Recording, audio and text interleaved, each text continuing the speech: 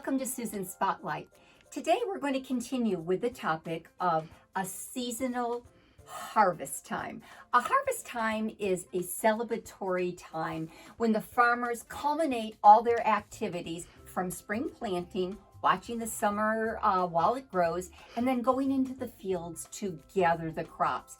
The children know that there's changes, even in Florida, when we don't have those leaves falling from the trees. They begin to see scarecrows, they begin to see pumpkin patches, they begin to see corn mazes, and maybe you'll be participating in them as a field trip or as a parent.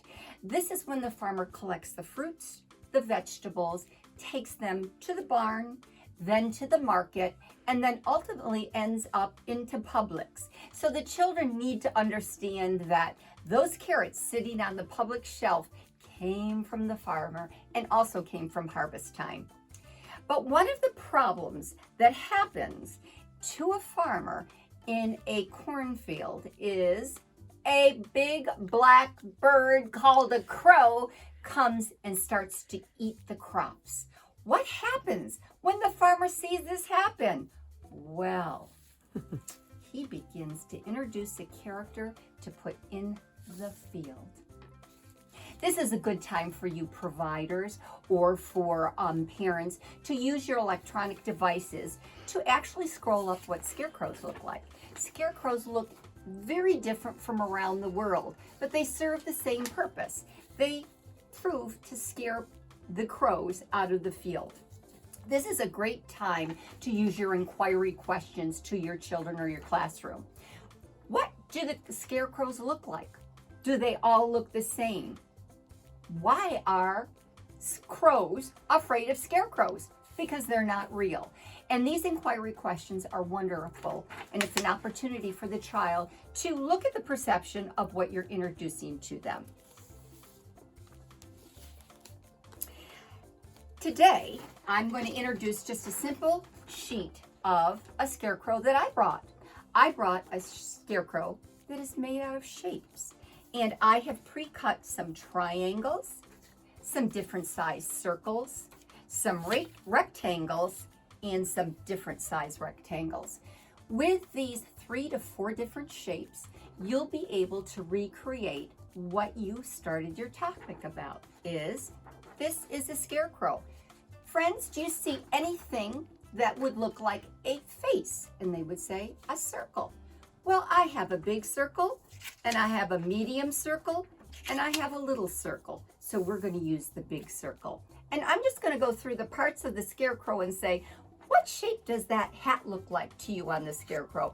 A triangle. Let's put the triangle there. Look at the body. What shape is that body? The body is a long rectangle. What does that rectangle have coming out of its side?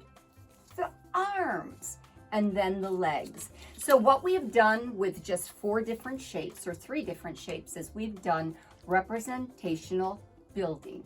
You can have pre-cut ones for all the children to build, or you can just use this as a focus like I did and then move it to your center or leave it in a special area of your classroom.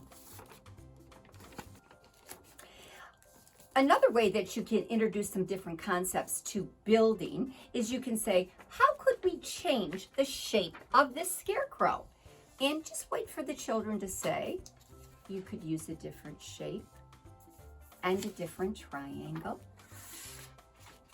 and a different body, or change the legs to different rectangles. And again, you're using the same shapes, you're changing the look of it, and then you're actually having them use their imagination to recreate that. Then you can introduce a little math into this. How many rectangles do you see? How many circles do you see? And so on. Then we'll do some quantitative. How many more triangles do you see? Or how many more circles do you see?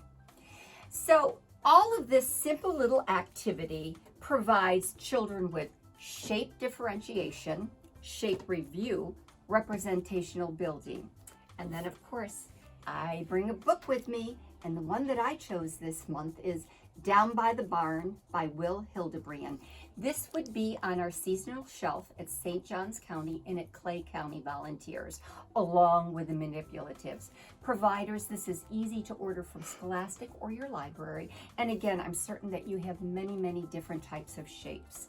So, concluding with the book, you could actually then put it into a center that the children can use, or maybe in the little later in the day during circle time, you could have a scavenger hunt by saying, here's a circle, Billy. Can you find another circle shape in the classroom?